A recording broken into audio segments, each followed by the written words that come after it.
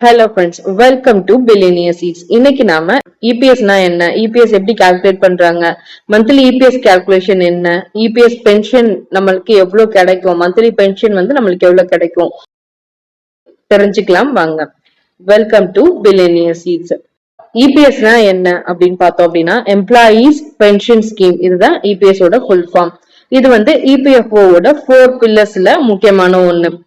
EPF ஓட benefit என்ன அப்படின்னா நம்மளுக்கு ரிட்டையர்மெண்ட் ஏஜ்ல மந்த்லி நம்மளுக்கு ஒரு amount, particular amount pensionable amount நம்மளுக்கு கிடைக்கும். இதுதான் இபிஎஸ் ஓட பெனிஃபிட். ஸோ இபிஎஸ்க்கு யார் கான்ட்ரிபியூட் பண்றா அப்படின்னா எம்ப்ளாயர் சைட்ல இருந்து 8.33% கான்ட்ரிபியூட் பண்ணுவாங்க. ஸோ நம்ம வாங்குற பேசிக் சேலரியில இருந்து நம்ம ஒரு 12% இபிஎஃப்க்கு கான்ட்ரிபியூட் பண்ணுவோம். சேம் 12%ல 8.33% அவங்க இபிஎஸ்க்கு கால்குலேட் பண்ணுவாங்க. விச் மீன்ஸ் நம்மளோட சேலரி, பேசிக் சேலரி இப்ப அரௌண்ட் 10,000 வச்சுக்கோமே. 10,000ல 8.33% அவங்க இபிஎஸ்க்கு கான்ட்ரிபியூட் பண்ணுவாங்க. 8.33%னா 833 ரூபாய் அவங்க இபிஎஸ்க்கு மந்த்லி கான்ட்ரிபியூட் பண்ணுவாங்க. எம்ப்ளாயர் சைட்ல இருந்து மட்டும்தான் இபிஎஸ்க்கு கான்ட்ரிபியூட் பண்ண முடியும். எம்ப்ளாயி சைட்ல இருந்து கான்ட்ரிபியூட் பண்ண முடியாது. விச் மீன்ஸ் அங்க இபிஎஸ்ல இருக்கிற அமௌண்ட்ல ₹1 கூட நம்ம காசு கிடையாது. நம்ம ஒர்க் பண்ற ஆர்கனைசேஷனோடதுதான் இபிஎஸ்ல இருக்கிற அமௌண்ட் ஃபுல்லா. ஆனா இது எடுக்கிறதுக்கு நம்ம கான்ட்ரிபியூட் பண்ணிருக்க இபிஎஃப்ல இருக்கிற அமௌண்ட்டுமே மெயினான சோர்ஸ் தான். 10 years சர்வீஸ் முடிக்கிறதுக்கு முன்னாடி இபிஎஃப்ல இருக்கிற அமௌண்ட் நம்ம ஒரு எமர்ஜென்சி சிச்சுவேஷனுக்காக வித்ரா பண்ணிட்டோம் அப்படின்னா இபிஎஸ் நம்மளுக்கு கிடைக்காம போறதுக்கான வாய்ப்பும் இருக்குது. So both EPF and EPS ரெண்டையுமே நம்மளோட 58 years நம்ம ரிட்டையர்மெண்ட் ஏஜ்ல இருக்கும் போது அதோட முழுமையான பயனை நம்ம அடைய முடியும். இப்போ இபிஎஸ் ஓட மந்த்லி கான்ட்ரிபியூஷன் ஃபார்முலா என்ன அப்படின்னு சொல்லி தெரிஞ்சுக்கலாம் வாங்க. நம்மளோட சேலரி இன்டூ 8.33%, இதுதான் இபிஎஸ் ஓட மந்த்லி கான்ட்ரிபியூஷன். சோ நம்மளோட சேலரி எவ்வளவோ, இப்போ ஃபார் எக்ஸாம்பிள் 10,000க்கு நான் சொல்லிட்டேன். இப்போ நான் 15,000க்கு சொல்றேன். 15,000 ஒருவேளை நம்மளோட சேலரி அப்படின்னா இன்டூ 8.33%னா எவ்வளவு அமௌண்ட் வரும்னா 1,250 rupees பெர் மந்த் வருது.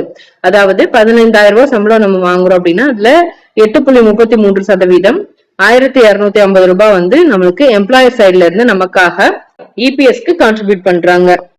இபிஎஸ் ஓட பென்ஷன் ஃபார்முலா என்ன அப்படின்னா monthly pension is equal to pensionable salary into pensionable service divided by 70. Pensionable salary அப்படின்னா நம்ம ஒர்க் பண்றோம் இல்லையா, பென்ஷன் பிஎஃப் பேக்கப் உள்ள கம்பெனிலயோ ஸ்கூல்லயோ இல்ல வேற ஏதோ ஆர்கனைசேஷன்லயோ நம்ம ஒர்க் பண்றோம் அப்படின்னா நம்ம ஒர்க் பண்ற கடைசி 5 yearsோட ஆவரேஜ் சேலரிய தான் அவங்க எடுத்துப்பாங்க. அதுதான் நம்மளோட பென்ஷனபிள் சேலரி. இவங்களோட மேக்சிமம் கெப்பாசிட்டி அரௌண்ட் 50,000 வரைக்கும் தான் அவங்க எடுத்துப்பாங்க.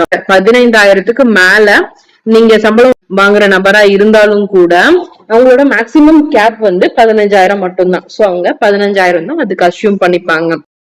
ஒருவேளை நீங்க 15,000க்கு கீழே சம்பளம் வாங்கும் நபரா இருந்தீங்க அப்படின்னா நீங்க என்ன சம்பளம் வாங்குறீங்களோ அதுதான் உங்களுக்கு மேக்சிமம் கேப்பா இருக்கும். சரிங்களா? சோ பென்ஷனபிள் சேலரி அப்படின்றது நீங்க 10 வருஷம் ஒர்க் பண்ணாலும், 30 வருஷம் ஒர்க் பண்ணாலும், 38 வருஷம் ஒர்க் பண்ணாலும் நீங்க ஒர்க் பண்ண அந்த கடைசி 5 வருஷத்துக்குள்ளதான் அவங்க கன்சிடர் பண்ணுவாங்க. நெக்ஸ்ட் பென்ஷனபிள் சர்வீஸ் அப்படின்றது நீங்க எத்தனை வருஷம் பிஎஃப்ல கான்ட்ரிபியூட் பண்ணிருக்கீங்க அப்படின்ற கால்குலேஷன் தான்.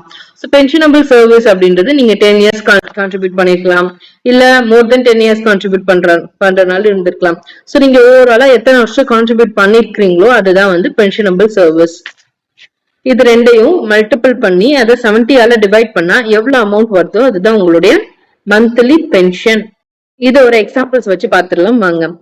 நம்ம இப்போ பேசிக் 10,000 சேலரி வாங்குறவங்களோட மந்த்லி பென்ஷன் எப்படி இருக்கும் அப்படின்னு சொல்லி பாக்கலாம் வாங்க. சோ இப்போ ஃபர்ஸ்ட் இவங்களுக்கு இபிஎஸ் எம்ப்ளாயர் சைட்ல இருந்து இவங்களுக்கு இபிஎஸ்க்கு மந்த்லி எவ்வளவு கான்ட்ரிபியூட் பண்ணுவாங்க அப்படின்றத முதல்ல தெரிஞ்சுக்கலாம். சோ 10,000 சேலரி வாங்கினா அவங்களுக்கு 8.33% எம்ப்ளாயர் சைட்ல இருந்து கான்ட்ரிபியூட் பண்ணுவாங்க. சோ 10,000 சேலரியில 8.33% அப்படின்னா 833 ரூபாய் அவங்களுக்கு எம்ப்ளாயர் சைட்ல இருந்து இபிஎஸ்க்கு கான்ட்ரிபியூட் பண்ணுவாங்க. இதுல ₹1 கூட எம்ப்ளாயி சைட்ல இருந்து கிடையாது. இதுல இப்போ இவங்களுக்கு இபிஎஸ் பென்ஷன் ஃபார்முலா எப்படி ஒர்க் ஆகுது அப்படின்னு சொல்லி தெரிஞ்சுக்கலாம் வாங்க. பென்ஷனுக்கு பேசிக் சர்வீஸ் 10 years. அவங்க பிஎஃப் பேக்கப் இருக்கிற கம்பெனில மினிமம் 10 years ஒர்க் பண்ணிருக்கணும். மினிமம் 10 yearsமே அவங்க பிஎஃப் அமௌண்ட் வித்ரா பண்ணாம இருந்திருக்கணும். சேம் அக்கௌண்ட்ல கண்டினியூஸா ஒர்க் பண்ணிருக்கணும். டிஃப்ரெண்ட் அக்கௌண்ட் இருந்ததுன்னா அந்த அக்கௌண்ட்ஸ் எல்லாத்தையுமே ஜாயின் பண்ணிருக்கணும். Accounts in the sense UAN, same யூஏஎன்ல 10 இயர்ஸ் ஒர்க் பண்ணிருக்கணும். ஒருவேளை டிஃப்ரெண்ட் யூஏஎன் இருக்குது அப்படின்னா அது எல்லாத்தையும் மர்ஜ் பண்ணணும். பேசிக் 10,000 சேலரி வாங்குறவங்க ஒருவேளை 10 இயர்ஸ் சர்வீஸ் இருந்ததுன்னா அவங்களுக்கு பென்ஷனபிள் சேலரி எவ்வளவு வரும் அப்படின்னு சொல்லி கால்குலேட் பண்ணலாம் வாங்க. சோ 10,000 into 10 divided by 70 அப்படின்னு போட்டோம் அப்படின்னா நம்மளுக்கு 1,428 rupees வருது. சோ இவங்க வந்து 1,600 ரூபாயில இருந்து 1,400 ரூபாய் வரைக்கும் மந்த்லி பென்ஷன் வாங்கலாம்.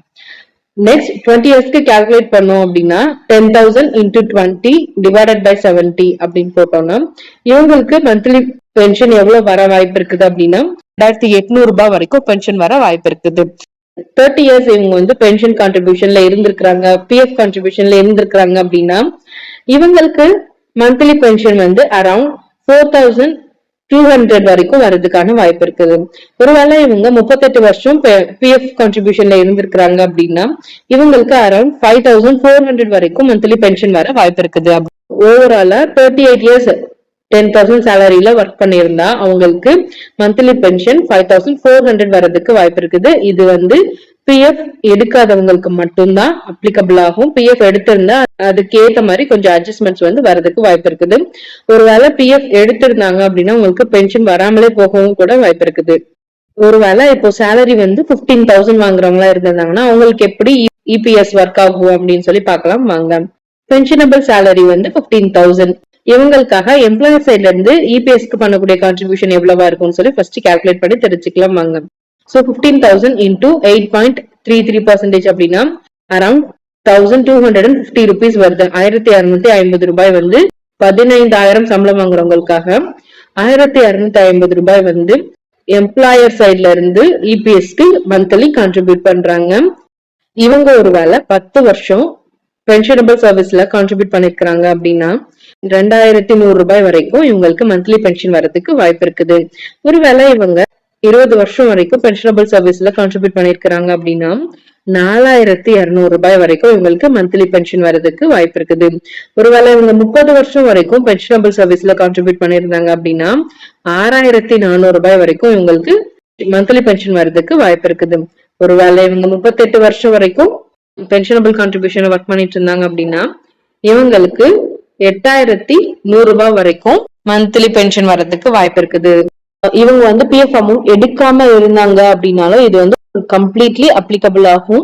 15,000க்கு மேல எவ்வளவு சேலரி ஆனாலும் இபிஎஸ் வந்து அதிகமாகாது. பிகாஸ் மேக்சிமம் சேலரி கேப் வந்து இபிஎஸ்க்கு 15,000 தான். மேக்சிமம் லிமிடேஷன்ஸ் வந்து 15,000 தான். இப்போ ஒருவேளை 20,000 சம்பளம் வாங்குறவங்களா இருந்தாலும் கூட அவங்களுக்கு மேக்சிமம் சேலரி லிமிடேஷன் வந்து 15,000 தான் இபிஎஸ்ல கால்குலேட் ஆகும்.